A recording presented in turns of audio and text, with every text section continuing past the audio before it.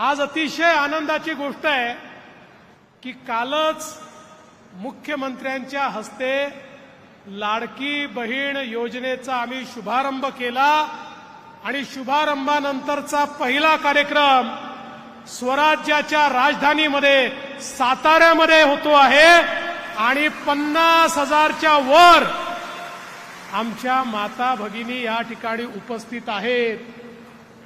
एक अशी म्हण आहे, जाको राखे साईया मार सके ना कोय, म्हणजे ज्याच्या मागे साई त्याला कोणी मारू शकत नाही। आता आम्ही असं म्हणतो, ज्याच्या मागे ताई त्याला कोणी मारू शकत नाही। एवढ्या बहिणी एकत्रित झाल्यानंतर आणि त्यांचा आशीर्वाद म्हणजे मुख्यमंत्री महोदय आपल्या पाठीशी आता अशी कवचकुंडल उभी राहिली आहेत की यांची सेवा करण्याकरता आता आपल्याला कोणीही थांबवू शकत नाही।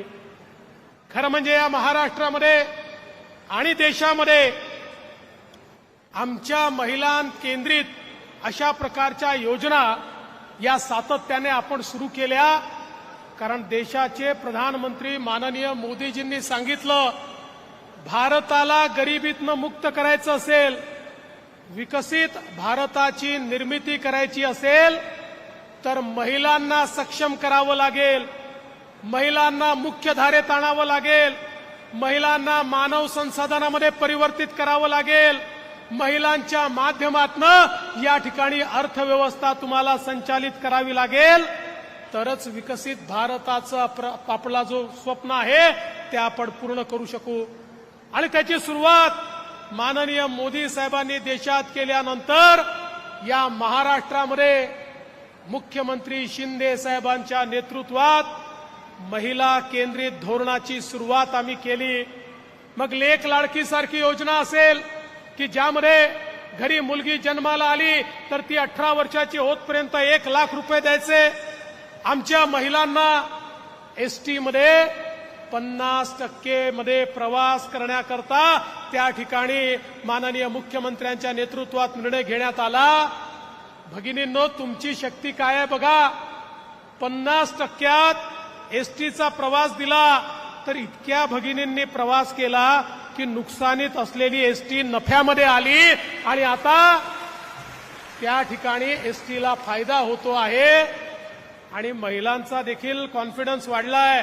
त्या आता आपल्या घरी घरच्या पुरुषांना सांगतात, तुम्ही जर तालुक्याला जिल्ह्याला गेलात दुप्पट पैसा खर्च होतो, प्लस तुम्ही काहीतरी चैन त्या ठिकाणी करून येता, मी गेली अर्ध्या पैशामध्ये जाऊन येते आणि पैसे वाचवते, त्यामुळे तुम्ही घरी बसा आणि मला जाऊ द्या।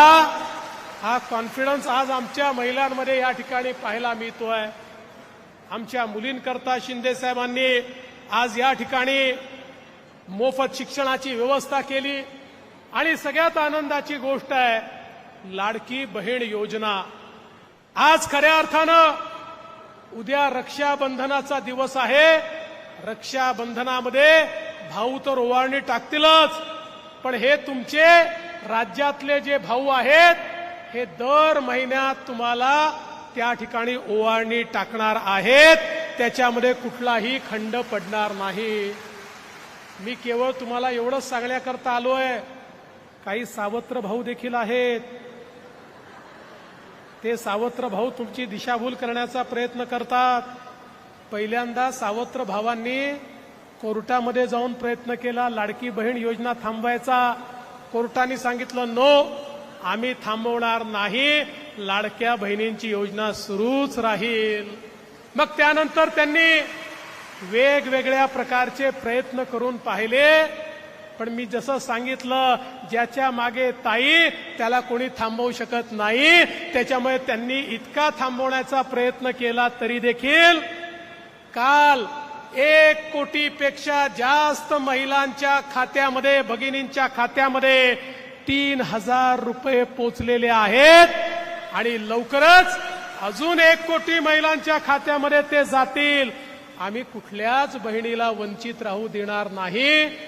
मग आता या सावत्र भावांनी पोपटासारखं सांगणं सुरू केलं की हे तर इलेक्शन पुरतं आहे, इलेक्शन झालं की थांबेल.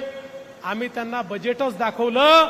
अरे बजेटमध्ये पूर्ण वर्षभराचे पैसे आम्ही ठेवलेले आहेत आणि परत पुढचं बजेट तुमच्याच आशीर्वादाने बांधू. त्यावेळी पुन्हा एकदा वर्षभराचे पैसे ठेवू.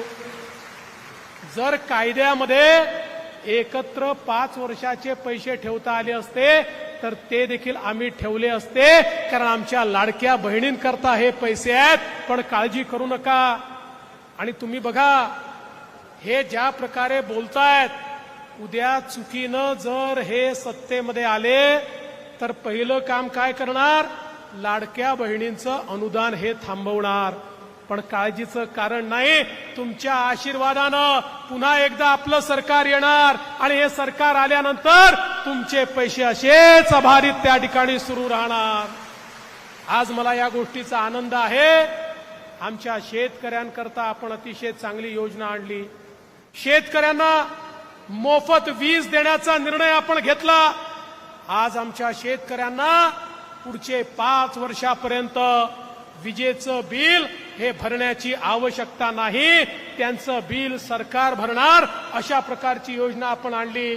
महाराष्ट्रामध्ये 12,000 मेगावॅट सौर ऊर्जा निर्मिती आपण सुरू केली, ज्याच्या माध्यमातून पुढच्या 1.5 वर्षानंतर 18 महिन्यानंतर महाराष्ट्रातल्या शेतकऱ्यांना 12ही महिने 365 दिवस दिवसात चांगली वीज देण्याचा निर्णय आपण केलेला आहे.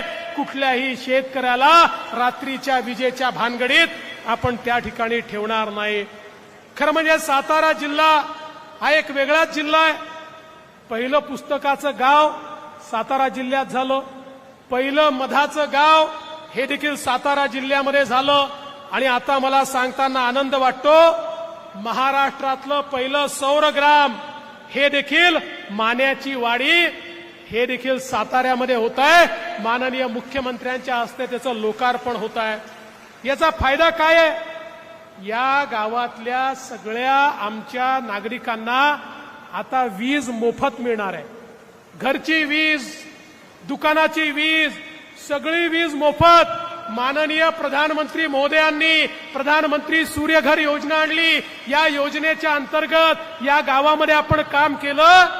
आता त्यांना एक नवा पैसा देखील भरावा लागणार नाही. या गावाचं सगळं मिळून महिन्याचं वीज बिल 5.25 लाख रुपये होतं. आता ते शून्यावर आलंय. 1 पैशाचं बिल देखील आम्हाला या ठिकाणी भरावं लागणार नाही. खरं म्हणजे मला या गावाचं अभिनंदन केलं पाहिजे. कुठलीही योजना आली तर पहिल्यांदा हे गाव पुढे असतं. आणि या गावाने यापूर्वी देखील अनेक चांगली कामं केलेली आहेत. 50 लाखाचा पुरस्कार देखील मिळवलेला आहे. आता इतरही गावांना विनंती करतो, तुम्हीही पुढाकार घेतला तर तुमचे गाव आम्ही सौरग्राम करू. कोणालाही विजेचं बिल भरावं लागणार नाही. म्हणजे शेतीचंही मोफत आणि घरातलंही मोफत, अशा प्रकारची योजना आज या ठिकाणी आपण आणलेली आहे. आणि यासोबत आमच्या साताऱ्याच्या पोलीस विभागाने देखील माननीय मुख्यमंत्र्यांच्या हस्ते त्या ठिकाणी भरोसा केंद्राचं भूमिपूजन आज होत आहे. त्या माध्यमातून आपल्या ऑटो रिक्षामध्ये QR कोड आपण देतो. साताऱ्याच्या बसेसमध्ये CCTV त्या ठिकाणी आपण देतो. आणि या माध्यमातून महिलाची हेल्पलाईन देखील सुरू करतोय.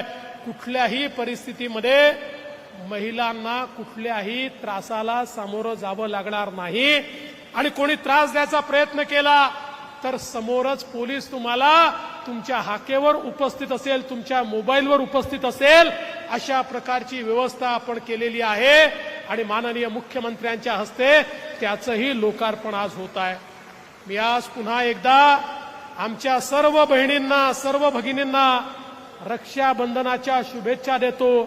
तुमचं प्रेम असंच आमच्या पाठीशी राहू द्या. ईश्वराने प्रत्येक गोष्टीचं मूल्य ठरवलं आहे, पण एका गोष्टीचं मूल्य ईश्वराला ठरवता आलं नाही. ते म्हणजे आईचं प्रेम, बहिणीचं प्रेम, मुलीचं प्रेम. याचं मोल हे ईश्वर देखील ठरवू शकलेला नाही. असं आपलं अनमोल प्रेम आमच्या पाठीशी आपण ठेवावं, एवढीच विनंती करतो आणि माझं बोलणं संपवतो. धन्यवाद. जय हिंद, जय महाराष्ट्र, भारत माता की जय.